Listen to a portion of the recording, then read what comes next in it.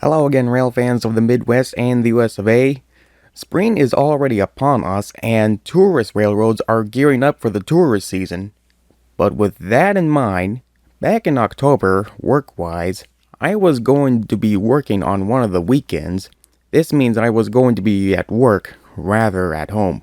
So I thought I would make the best of it and head down to a place I've heard of from I Love Toy Train's Ticket to Ride. It's called the Hesston Steam Museum down in Porte, Indiana. They have an immense collection of artifacts from the days of steam power.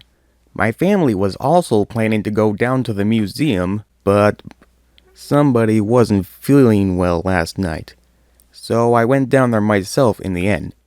I got lost on the way when I mistaken an exit for I-94 South.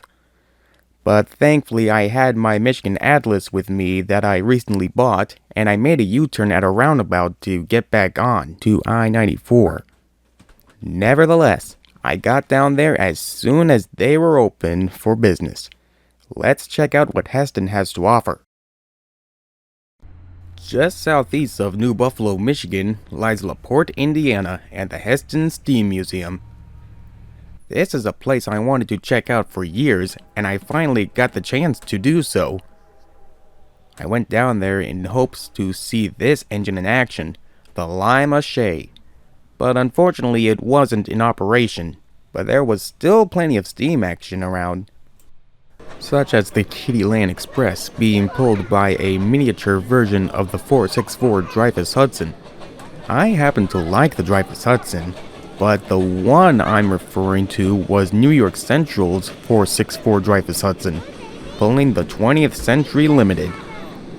Earlier, there was another train that was departing, and I was hoping to catch that on my camera, but it already left.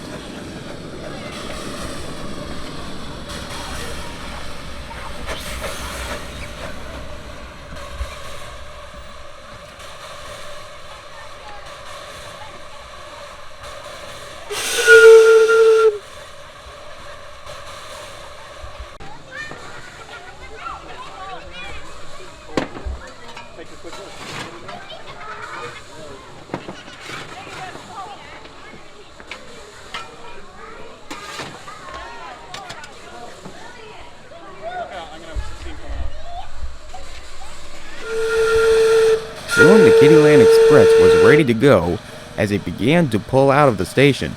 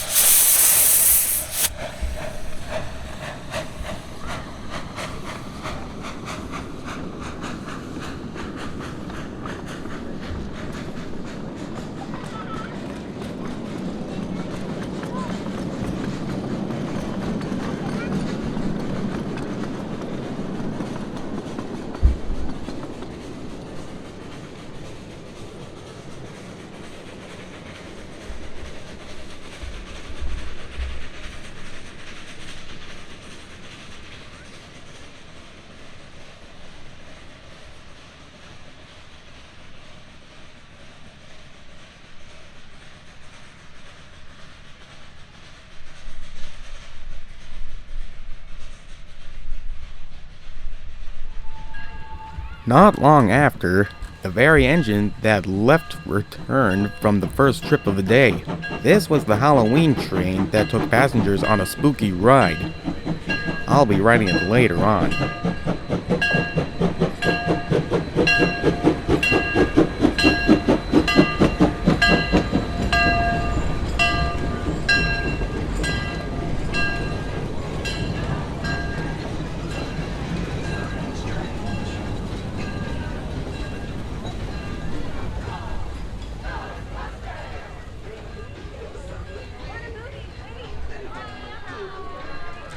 As soon as I was done, I went off to explore where I can set up for some more shots.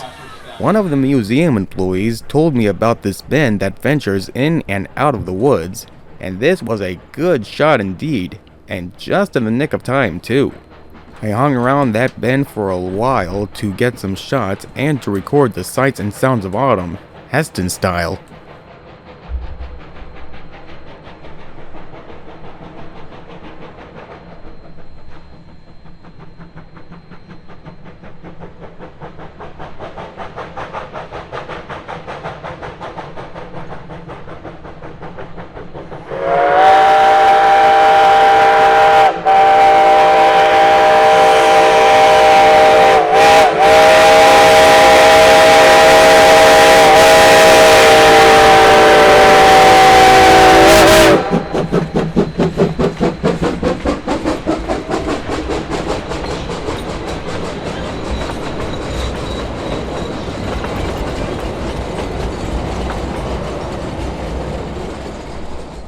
Sure enough, here comes one of the first small gauge trains being pulled by a mini version of Norfolk Southern's Wabash Heritage Unit.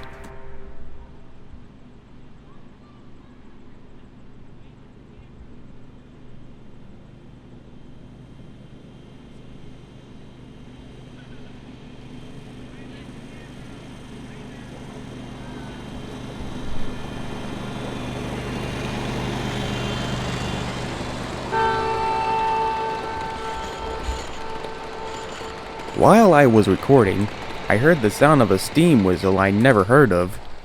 I later found out that it was from a steam-powered tractor, which we'll see later on.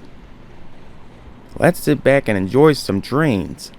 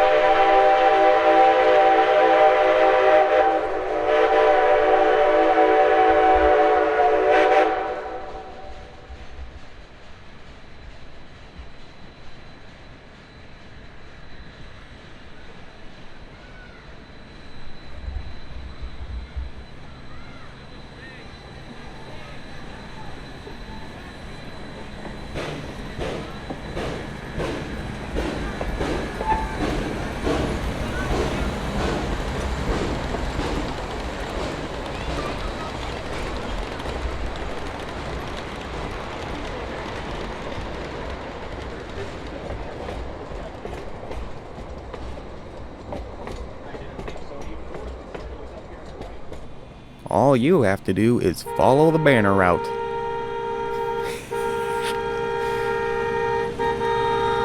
That's a Wabash passenger train commercial reference.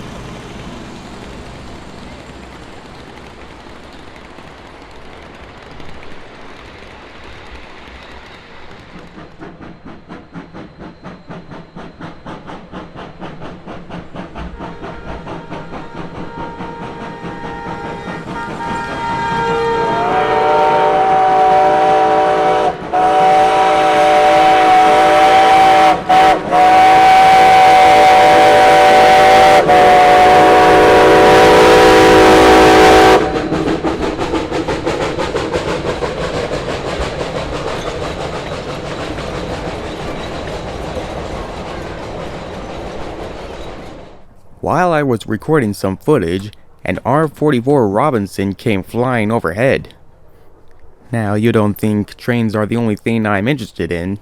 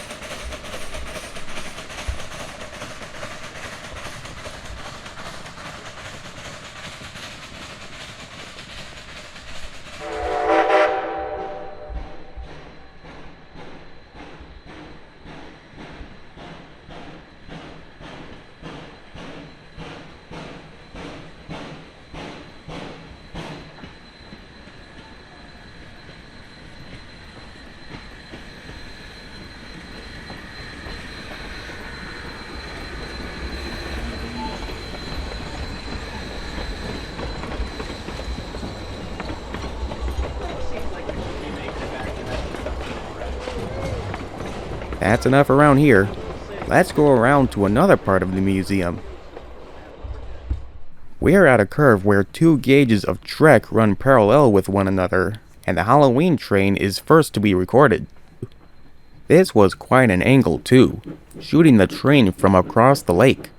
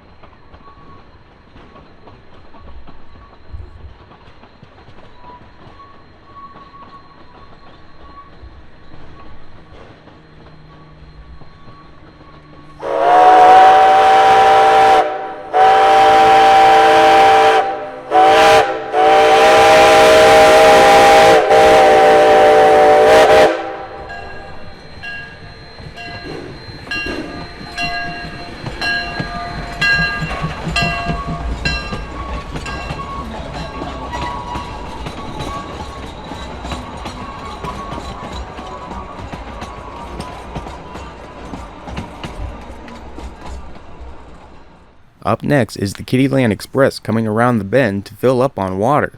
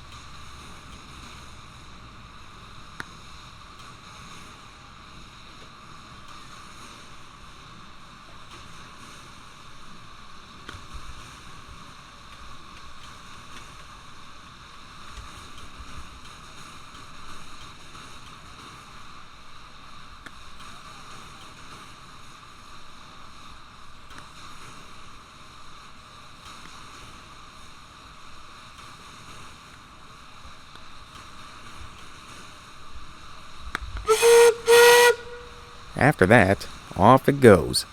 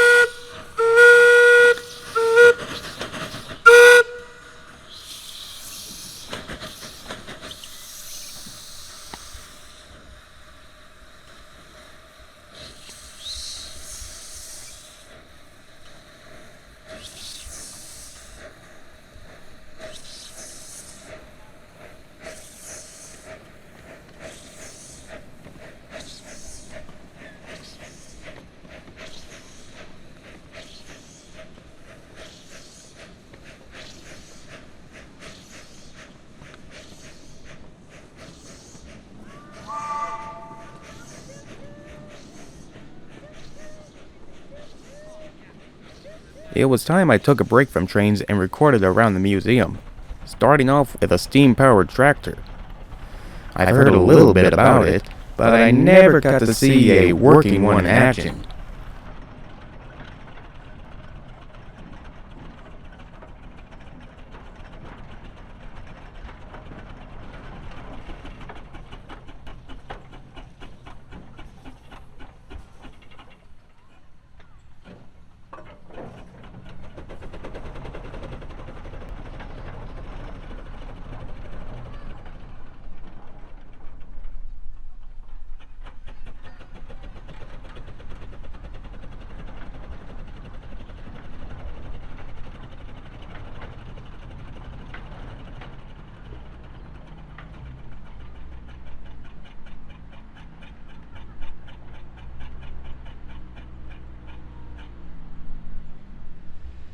Walking around, I stumbled across an old South Shoreline Railroad caboose. It looked like it was bought off of them, but I couldn't tell. Adjacent to it was the frame of what I think it would be from an old tank engine.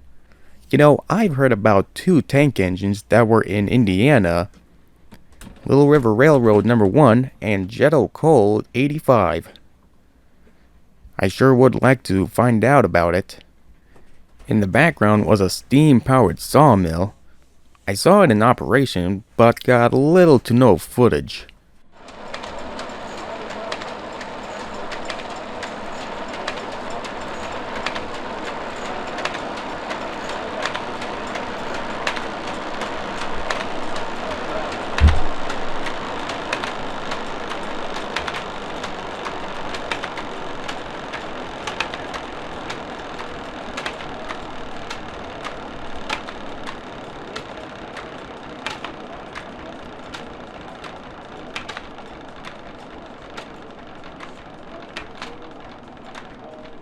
Just off to the west of me was a shed of some old steam vehicles and a vintage automobile, including a Case steam-powered tractor. But what I was about to see will just blow me away.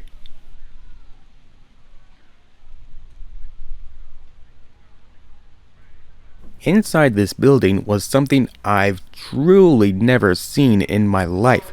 A steam-powered popcorn machine. And what a marvel. And here I thought that steam trains were amazing, but this thing, wow. I've actually got to meet the guy that was running the steam-powered popcorn machine, and like me, he wants to see NYC 3001 restored to operating condition. I might make a separate video of this popcorn machine in the future. It takes about a half an hour for the popcorn to pop, so I looked around for a bit. An N-scale layout and a bell was all I did for a good looking around.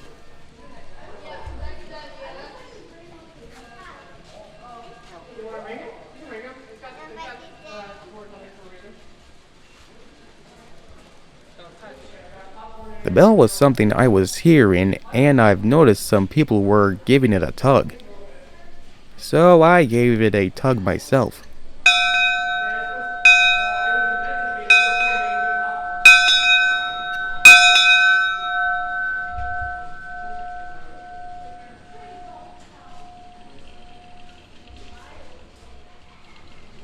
Up next was a miniature version of the Tom Thumb. The real one is actually on display at the Baltimore and Ohio Museum, but still, incredible.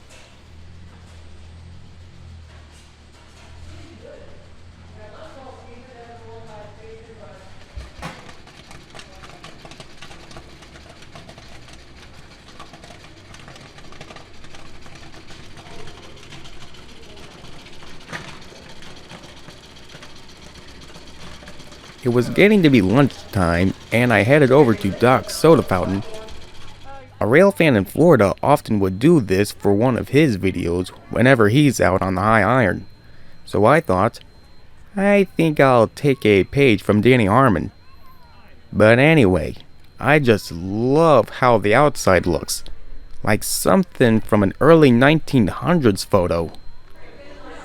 The inside is also good looking, like what you would see from the 1950s or so.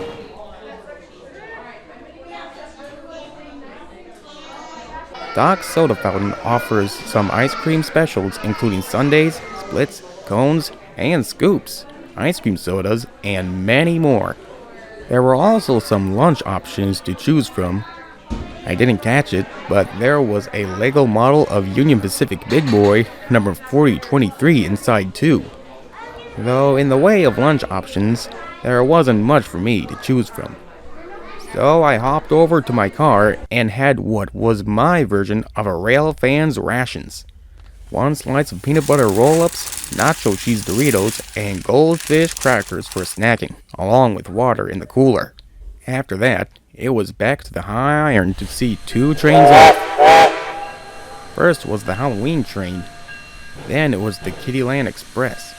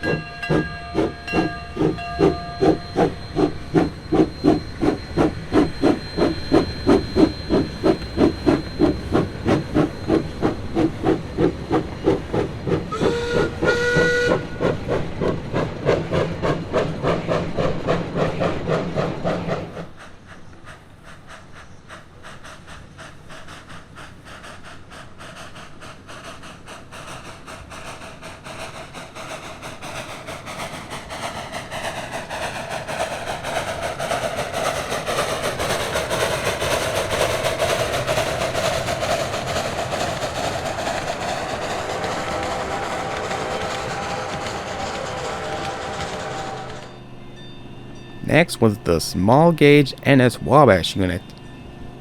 These small gauge trains can surely haul.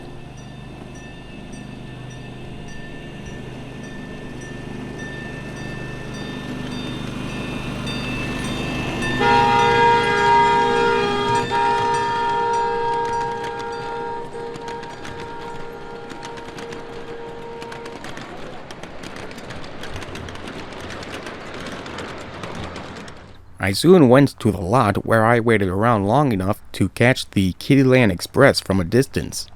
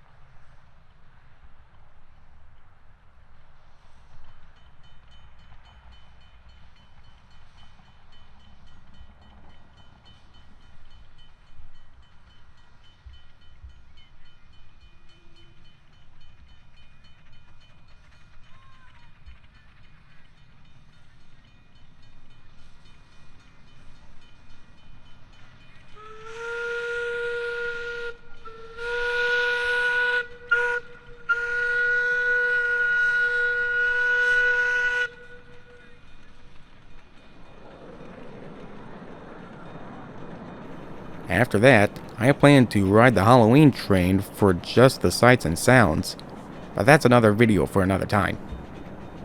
Soon the day was just about over for me, so I packed up and left, but not before stopping for the Kittyland Express.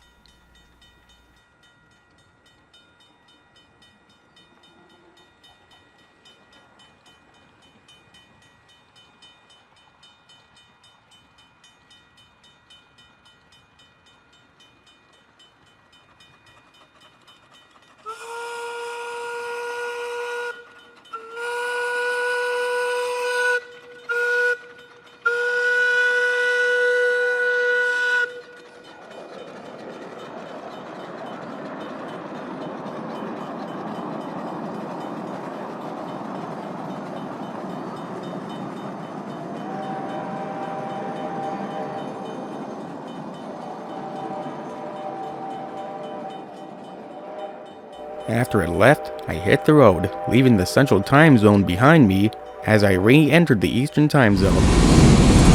But as I was passing through Benville on the way home, I was stopped at the crossing where an empty coal train was passing by. To my surprise, I saw CSX's Monon Heritage unit at the end, and you wouldn't believe how I reacted.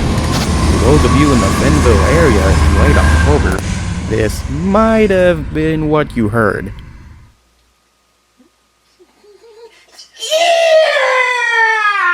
I haven't seen one of CSX's heritage units since they were first unveiled, and this is the first time I've seen one. Maybe I'll be lucky next time and chase one of these heritage units. That's it for this video. If you can stand it, just wait for part 2. So subscribe to the channel if you haven't already, and be sure to leave a like and comment in the comments section. If you are new to the channel, be sure to check out my other videos, as I am uploading a variety of videos of trains, games, public safety, sirens, etc. So until next time, this is the Great Lakes Railroader, out.